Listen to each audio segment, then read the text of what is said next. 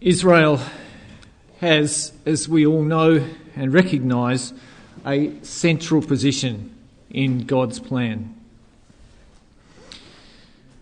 The prophets of old, and going right back into the record of Deuteronomy, tells us that the land and the people hold a special position in the eyes of God. The land, we read in Deuteronomy 11, whither ye go to possess it, is a land of hills and valleys, and drinketh water of the rain of heaven, a land which Yahweh thy God careth for. The eyes of Yahweh thy God are always upon it, from the beginning of the year even unto the end of the year. The Messiah, brothers and sisters, reigns in the land of Israel. It is the first dominion of the kingdom. And so if we ask ourselves the question, Israel ready for their Messiah? Well, the first part of the answer to that must be that for the Messiah to be there must be a country and a people by the name of Israel, in order that he can take his place as their rightful ruler and then spread from there to the rest of the world. And so not only is Israel central to God's plan in terms of the nation and the people, but also not just the land, but also the people, as this verse tells us, these verses from Jeremiah chapter 31. Thus says Yahweh, who gives the sun for a light by day and the fixed order of the moon and the stars for light by night, who stirs up the sea so that its waves roar. Yahweh of armies is his name. If this fixed order departs from before me, declares Yahweh, then the offspring of Israel also will cease from being a nation before me forever. So we know that God has had a purpose with his people. 200 years ago, people would have looked and scoffed at prophecies about a nation of Israel, for there was no country in the world, and the people were scattered here and there across the world. But we know that God's purpose required that Israel come into existence, and come into existence they did. It's not our purpose to trace that, but it's an amazing and incredible thing, and so powerful for us. We believe, don't we, brethren and sisters, young people and friends, that the nation of Israel is the greatest sign to the world in the latter days. Not only a sign that God has a purpose, but that he exists, and that the purpose of God in bringing their Messiah back to reign over them as king is advancing towards its fulfillment. And so the wonderful words of Psalm 102 tell us, but thou, O Yahweh, shall endure forever, and thy remembrance unto all generations. Thou shalt arise and have mercy upon Zion, for the time to favour her, yea, the set time is come. For thy servants take pleasure in her stones, and favour the dust thereof. So the heathen shall fear the name of Yahweh, and all the kings of the earth thy glory. When Yahweh shall build up Zion, he shall appear in his glory. And since the inception of our community, brethren and sisters, we have always regarded our hope as the hope of Israel. And we as a community have favoured the dust of that place. We as a community supported the restoration, the re-establishment, the resettlement of the Jews. As a community, historically, Christadelphians put their hands in their pocket and supported organisations like Youth Aliyah, which were encouraging the return and the resettlement of Jews back into the land. Perhaps we need to examine ourselves in these last days to ask ourselves, how is our support for that remarkable testimony of Bible prophecy?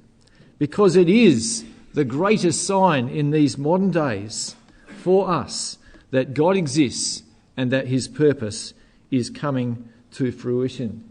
These are words that many of us will know pretty much by heart, brothers and sisters.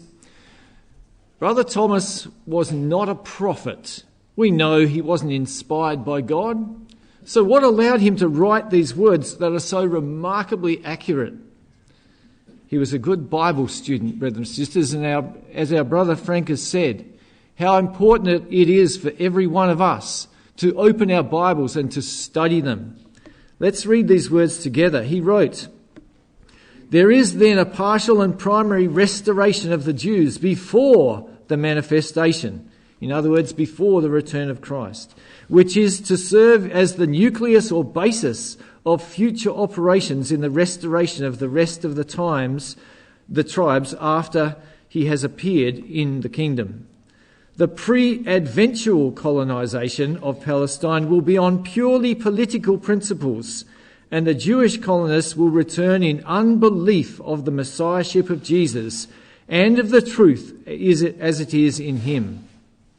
They will emigrate thither as agriculturists and traders in the hope of ultimately establishing their commonwealth, but more immediately of getting rich in silver and gold."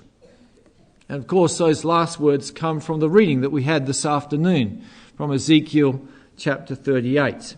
We'll have a little more to say about that in a minute.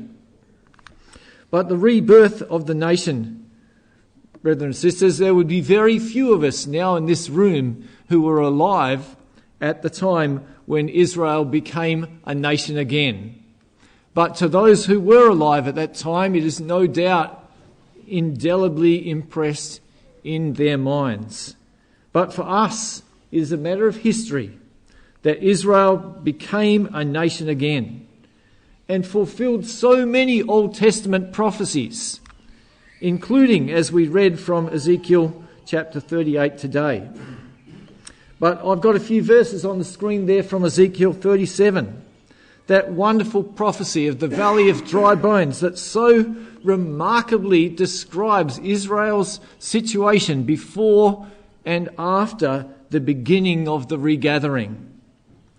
And so Ezekiel was inspired to write, "Then he said unto me, Son of man, these bones are the whole house of Israel.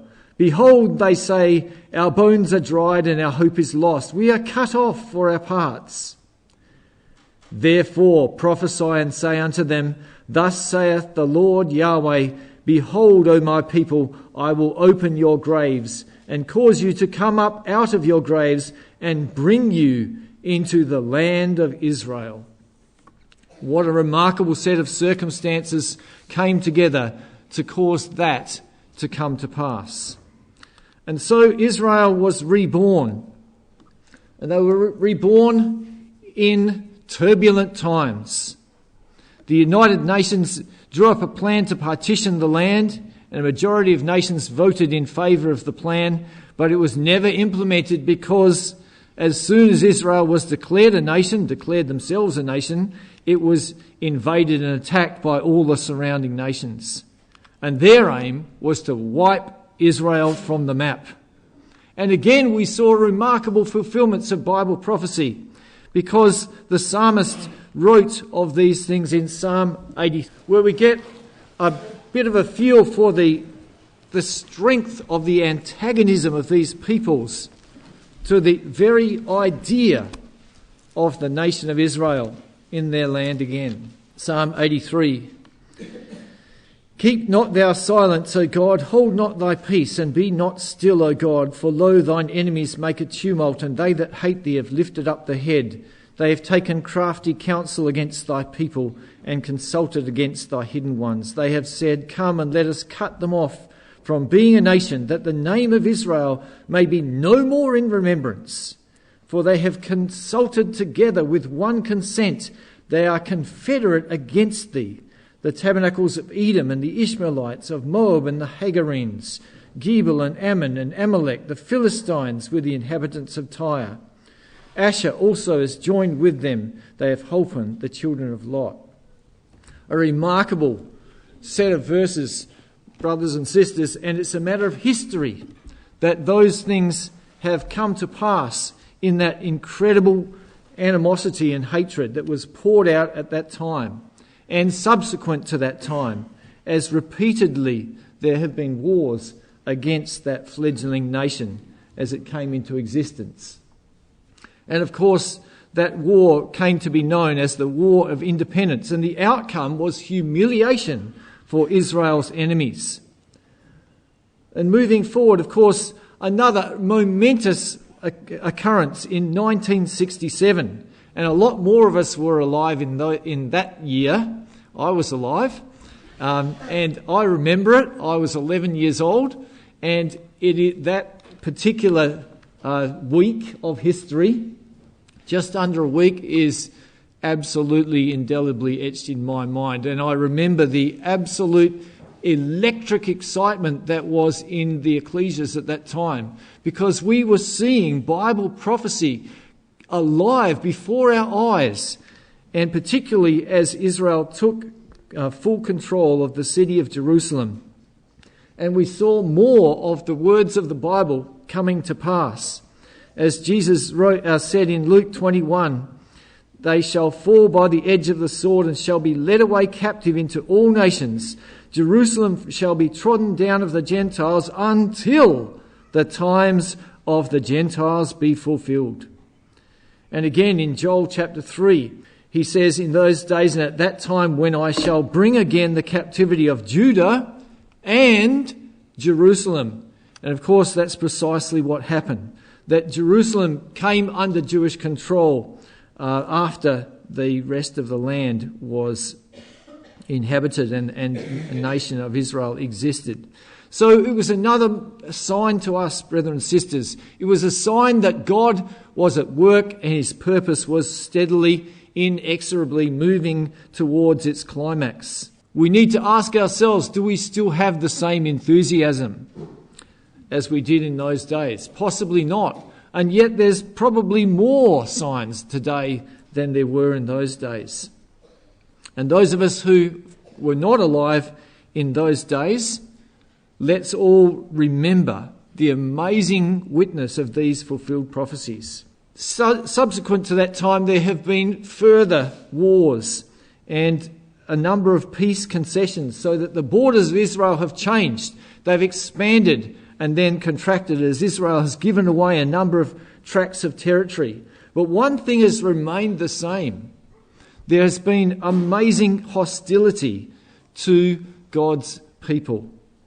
And Netanyahu said it nicely in 2006 when he said, "The truth is that if Israel were to put down its arms, there would be no more Israel.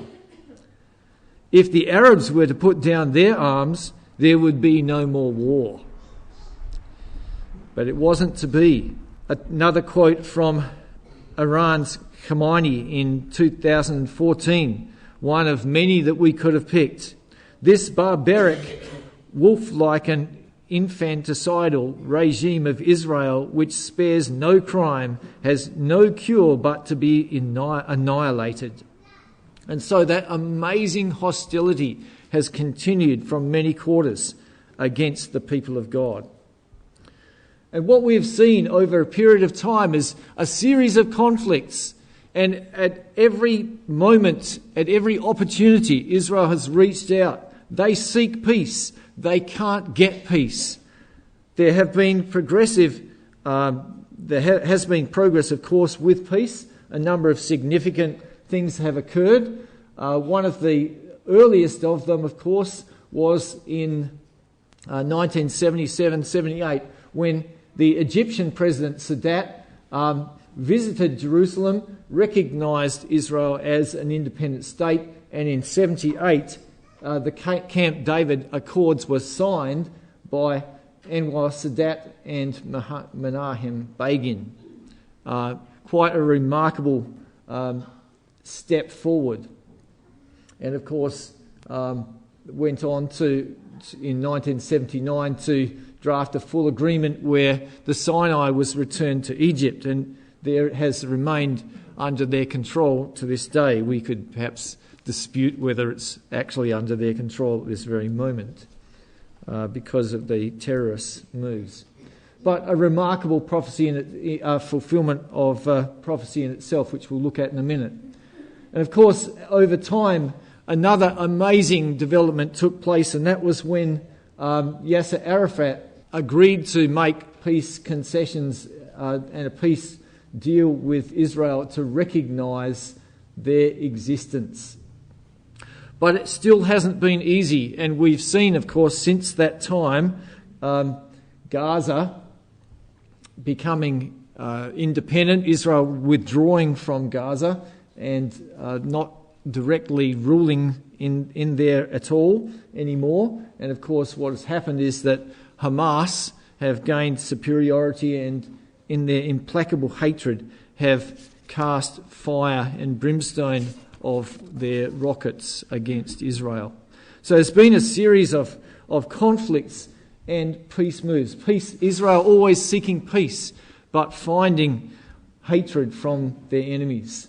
And Bible prophecy does depict this strange mixture of hostility of other nations against Israel, but also confidence in their own security and strength. And a couple of references here up on the screen. Firstly, from Ezekiel 38. Thou shalt say, I will go up to the land of unwalled villages. I will go to them that are at rest, that dwell safely. And the Hebrew word can be translated confidently. All of them dwelling without walls, having neither bars nor gates.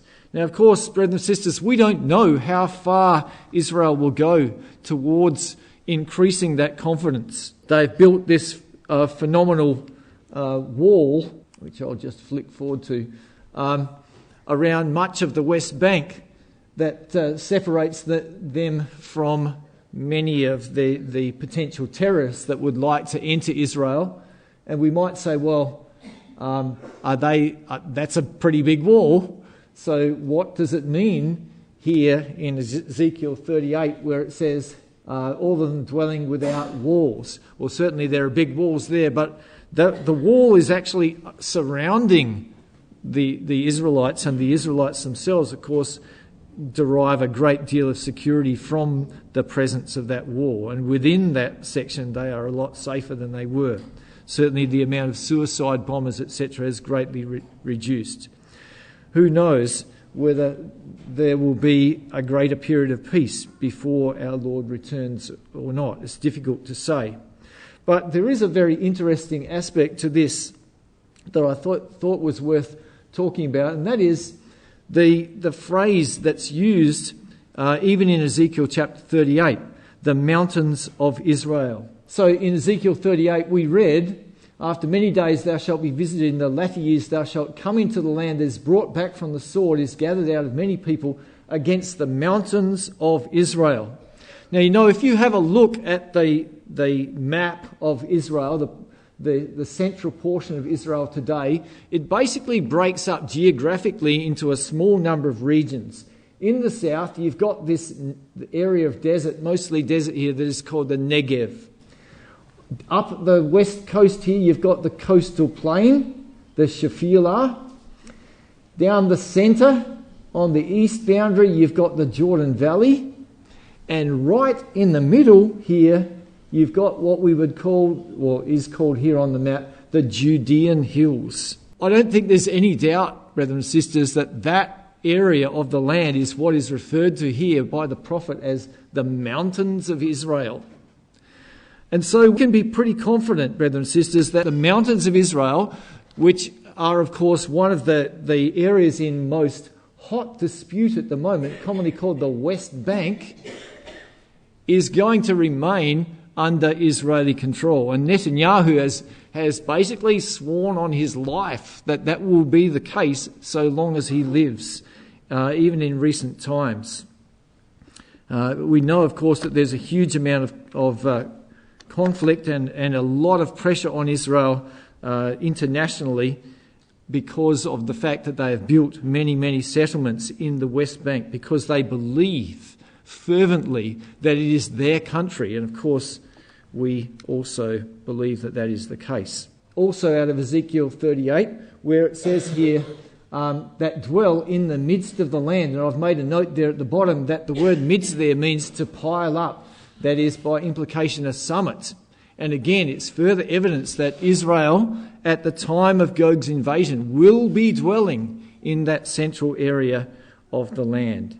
It's absolutely vital to them and to their security. Well, Israel is a very tiny nation, however, incredibly significant. And I've just overlaid Israel there on a map of southwest of Western Australia, just so you can get a bit of an idea. There's Perth, there's Albany.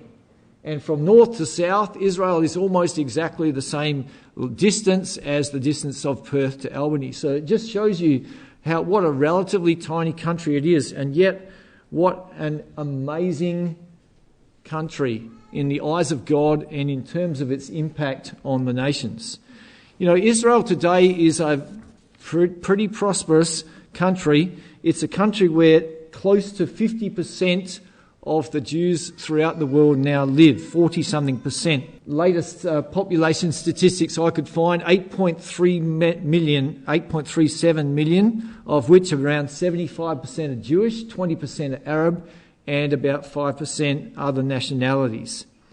Interestingly, a recent Gallup survey determined that of the Israelis in the land, something like 2/3 say that they are not religious or atheists, and about 1/3 say that they are religious. And also, interestingly, about 75% of the current Jewish population was actually born in Israel. So quite a significant number.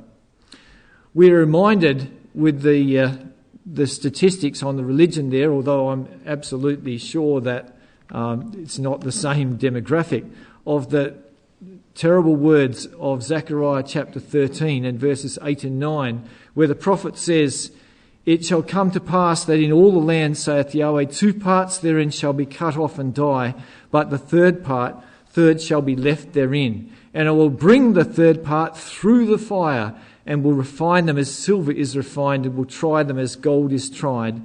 They shall call on my name, and I will hear them.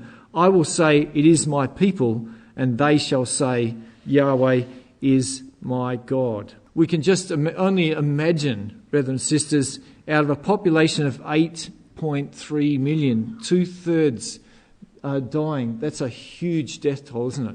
That is a colossal tragedy. And yet it is something that we know, sadly, has to come to pass in order that Israel might be humbled and accept their Messiah. Well, Israel economically is mentioned in the Bible. And if we go again to Ezekiel chapter 38, in verse 13, Gog is asked, "Art thou come to take a spoil? Hast thou gathered thy company to take a prey, to carry away silver and gold, to take away cattle and goods, to take a great spoil?"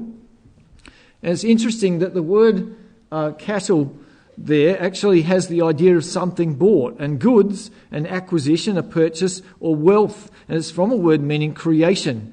And I thought that was quite interesting because Israel's economy is strong not only in producing and trading, as in buying and selling materials, but also creating and selling, creating new ideas, new technologies. Israel is sometimes called the start-up nation because they have such a phenomenal drive to create business and wealth for themselves.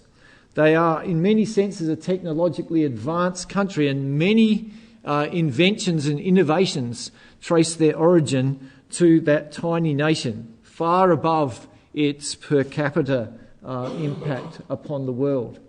Israel's economy is boosted by new technologies. It has the OECD's highest gross expenditure on research and development as a percentage of GDP, the largest amount of companies listed on the NASDAQ outside of North America, the highest level of venture capital as a share of GDP. It leads the world in the number of scientists and technicians in the workforce, with 145 per 10,000 as opposed to 85 in the US. Over 25% of its workforce is employed in technical professions. Israel has the highest per capita ratio of scientific publications in the world, one of the highest per capita rates of patents filed. It's second in the world for percent of population with university degrees. Brother Frank would be pleased to know that Canada is number one. But 45% of their population with university degrees, that's quite extraordinary. And of course, in recent times, a massive potential boost to Israel's economy has come from the discovery of enormous gas reserves off the west coast of Israel in the Mediterranean. And with that, of course, they have a historic chance of energy independence. And not only that, but they've already been working hard on negotiating an agreement with Jordan to supply them with gas, and they're even talking possible pipeline through to Europe. As I said, they're certainly an enterprising people. And yet, in all of that, they are finding that people are closing doors upon them, and they are struggling against unreasoning and unreasonable hatred and isolation. And we're reminded of that in the words of Isaiah 60 in verses 14 and 15, where, writing in retrospect, I guess you could say, of the kingdom age, but looking back, it says, "The sons also of them that afflicted thee shall come bending to thee. All they that despised thee shall bow themselves down at the soles of thy feet. Whereas thou hast been forsaken and hated, so that no man went through thee, I will make thee an eternal excellency." So looking at the comparison, the words that are highlighted there, you can see that it describes Israel before Christ comes in those ways, that they are afflicted, despised, forsaken and hated.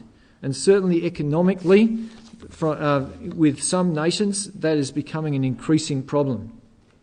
There is a movement throughout the world that is sometimes summarised as BDS: boycotts, divestment and sanctions.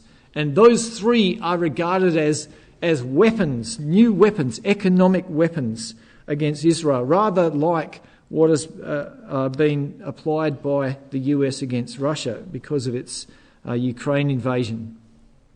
But anti-Semitism, brothers and sisters, has been on the rise, and certainly 2014 was the second worst year on record for anti-Semitic incidents, particularly in Europe.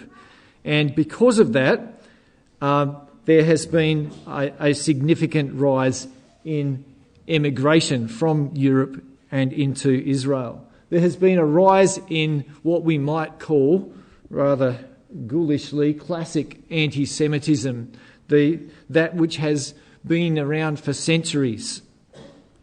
But there's also a rising threat which is called by the rather lengthy term delegitimisation. It's a subtle battle of the media where people are regarding Israel as not legitimately in the land, and they regard them as the oppressors of the Palestinians, and even compare them to South Africa, the apartheid regime under South Africa in the past. This was an interesting article that just came up this week. The United Church of Canada, that's a coincidence, voted in favour of divestment from Israel during its 42nd General Council meeting to address, they said, the illegal occupation of Palestinian territories by the State of Israel. With more than 2 million members, it's the largest of the Protestant churches in Canada. So you can see that this is significant, and it's repeated in many organisations around the world. And so Israel is under an economic threat, a potential economic threat because of that. It's rumoured that at the upcoming 70th General Assembly of the United Nations in September of this year, just a couple of weeks, there is likely to be a France-sponsored motion put on the formal acceptance of a Palestinian state. And there's a lot of rumouring about what that Palestinian state is going to include. But if it is passed by the United Nations General Assembly, then there would be sanctions against Israel should she not comply with that. And so we're looking at a potential ramping up of international pressure against the nation of Israel. And as I said, not surprisingly, as a result of increasing hostility, some of the terrorist acts in France and so on that have been particularly targeting Israelis, there's been a surge in immigration. Interestingly, the biggest surges come from Ukraine, where often we don't necessarily hear about it, but anti-Semitism in war is a very real thing, and where most normal laws that inhibit people's behaviour go out the window, and anti-Semitism is doubly, triply a problem. So a very large increase in immigration to Israel. And we're reminded again of the Bible prophecies. Behold, I will bring them from the north country, gather them from the coasts of the earth, with them the blind and the lame, the woman with child and her that travaileth with child together. A great company shall return thither. They shall come with weeping, and with supplications will I lead them. Netanyahu, at the time of the recent terrorist attack in Paris, called on European Jews to immigrate to Israel, saying he would welcome them with open arms. There's something like 500,000 Jews in France at the moment, making it the second largest diaspora population after the US. And some of them have taken the opportunity and left. But again, we're reminded that there are still the hunters and the fishers, brothers and sisters. And so Jeremiah wrote, Yahweh liveth that brought up the children of Israel from the land of the north and from all lands whither he had driven them. And I will bring them again into the land that I gave to their fathers. Behold, I will send for many fishers, saith Yahweh. So Netanyahu at the moment is acting as a fisher, inviting and encouraging the Jews to come back to the land. But the anti-Semitic persecutors of the Jews are still acting as hunters, in order that God's purpose with his people and the preparation of a people for the Messiah may occur. Israel remains, brothers and sisters, a troubled land. Jerusalem remains a burdensome stone for all people. But we are encouraged by the fact that we know that we are living in the last days, in the times when these things will come to their final fulfillment. Interestingly, Pope Francis recently formally recognised the existence of the state of Palestine, and yet, of course, it actually doesn't exist. But there have been many nations that have already gone ahead to recognise a state of Palestine in order to increase pressure on Israel. But there's no doubt, brothers and sisters, that the Pope and his friends are eyeing Jerusalem and looking forward to the time when they can have it under their control as well. And we know that along with Russia and Europe, the papal authority will be adding their blessing to that invasion into the land. The continuing hostility with the Palestinians is practically a daily news item, isn't it? And yet there are very clear references in the Bible that indicate that that should be the case. In Joel chapter 3, it tells us that Palestine has a grudge against Israel. That's in the context of the latter days. Ezekiel 25 tells us that the Palestinians deal by revenge and seek to destroy Israel, quote, for the old hatred. Is that not a description of generational hatred that we see in those people, where they teach their children from a young age to sing songs about the extermination of the people of Israel? Let's have a look at Isaiah chapter 14, verses 29 to 32. Rejoice not thou, whole Palestina, because the rod of him that smote thee is broken. For out of the serpent's root shall come forth a cockatrice, and his fruit shall be a fiery flying serpent. And in recent times, I believe there is a latter-day application to this, brothers and sisters, because Israel has smitten the Palestinians, and they will rejoice when they see Israel under the crushed by the Gogian host, but it won't last for very long at all, because verse 31 says, "Howl, O gate, cry, O city, thou whole Palestina art dissolved, for there shall come from the north a smoke, and none shall be alone in his appointed times. What shall one then answer the messengers of the nation? That Yahweh hath founded Zion, and the poor of his people shall trust in it." So the anti-Zionist Palestinians will rejoice when they see Israel being crushed by Gog, but will in turn be annihilated by that mighty host. Well, there are also extremely interesting developments with Israel's southern neighbours, brothers and sisters, and this is certainly an area that we need to watch. The rise of the threat of a nuclear Iran, and also of the terrorist group ISIS, it is changing the political map of the Middle East. It's extremely interesting that what we're finding is that Israel is developing a relationship with Saudi Arabia and with Egypt and with Jordan because of the mutual threat of these troubling powers to the north in the Arab world. And it's certainly extremely interesting for us to watch. And it's kind of fascinating also, Israel's reliance upon Egypt and their peace treaty with Egypt reflects something that has happened so many times in the past. And in Ezekiel chapter 29, we don't have time to go there now, but the context has an application in the latter days.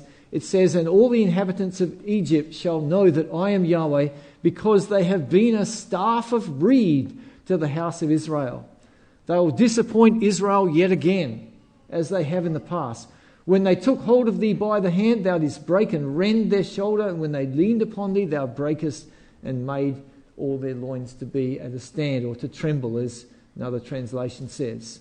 And we know, of course, that the Saudis will be a part of the coalition that will challenge Gog's army somewhat weakly in alliance with the Tarshish powers. Jordan themselves will be a place of refuge for the Jews fleeing from Gog's invasion, as Isaiah tells us in chapter 16. And so this is extremely interesting for us. The ruler in Saudi Arabia has recently authorised deals and talks with Israel, and a number of those have been had. Well, is Israel ready for their Messiah? I don't think there's much doubt, brothers and sisters, on that as a people, the vast majority of them are not. They remain in unbelief of the Messiahship of Jesus. There are about 10,000, I believe, what they call Messianic Jews, who hold a hybrid of belief of some elements of Christianity and some of Judaism. They are looking for a Messiah. The Jews, the Orthodox Jews themselves, and there are some there, amongst them there is an expectation of the coming of Messiah, but what that actually means is very variable. But this one here that has been recently quoted has been talking very clearly in recent times of the coming of the Messiah. And yet, brothers and sisters, it is not the Messiah that we understand. And so as a nation, no, they are not ready. But in the purpose of God, yes, everything is ready. Everything is in place for the coming of the Messiah. Interestingly, these two passages both tell us that in the eyes of God, Israel, he says in Zechariah 13, "I will cut off the names of the idols out of that land, and they shall be no more remembered." What idols are there? Well, and we know an idol is anything in which you put your trust. Look at this advertisement across the bottom of the screen there. Is that not an idol? Iron Dome. Is that not something in which they put their trust to save them? We believe so. And of course, Amos says in Amos chapter 6, Ye which rejoice in a thing of naught, and which say, have we not taken to us horns by our own strength? He says, behold, I will raise up against you a nation, O house of Israel, saith Yahweh of armies. They shall afflict you from the entering in of Hemath unto the river of the wilderness. And so God will bring the mighty power of Gog down to humble his people, because that is the final stage of getting them ready for their Messiah. And what about us, brothers and sisters? We know that our Lord said, when these things begin to come to pass, look up and lift up your heads, for your redemption draweth nigh. He spake to them a parable. Behold the fig tree and all the trees. When they now shoot forth, ye see and know of your own selves that summer is now nigh at hand. So likewise ye, when ye see these things come to pass, know ye that the kingdom of God is nigh at hand. What an exhortation for us, brothers and sisters. Let us make every effort that we can to be ready for that day. The Apostle Paul gives us a sobering exhortation in Romans chapter 11. He says, if the casting away of them be the reconciling of the world, what shall the receiving of them be but life from the dead? And he says in verses 20 and 21, well, because of unbelief they were broken off, and thou standest by faith. Be not high-minded, but fear.